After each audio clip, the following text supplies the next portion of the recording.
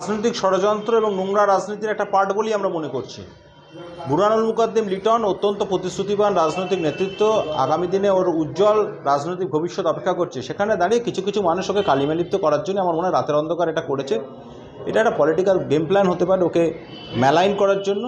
কিন্তু বুরহানুল মুকাদ্দিম লিটনকে আমরা চিনি ছোটোবেলার থেকে, এবং ও বসিরহাট কলেজে, যেখানে ছাত্র রাজনীতির পীঠস্থান থেকে উঠে এসেছে, অত্যন্ত শিক্ষিত রাজনৈতিক ধর্মনিরপেক্ষ ব্যক্তিত্ব। এই ঘটনাটা সম্পূর্ণ আমরা নিন্দনীয়, ঘৃণ্য, এবং আমরাও এটা দলীয় তদন্তের জন্য আমরাও একটা চেষ্টা করছি যে কারা এই ধরনের কাজ করেছে। সব জায়গাতেই হচ্ছে এরকম, সব জায়গায় সব বিধায়ক, কিছুদিন আগেও দেখেছেন বসিরহাট উত্তরের বিধায়ককে কেউ কালিমালিপ্ত করার জন্য করেছিল। এই ধরনের সব জায়গায় কিছু কিছু লোক থাকে এই ধরনের কাজ করার জন্য। এর সঙ্গে আমাদের দলের কোনো নেতৃত্ব বা কোনো ধরনের ভালো কর্মী যারা দলকে ভালোবাসে এই ধরনের কখনোই যুক্ত থাকতে পারে না।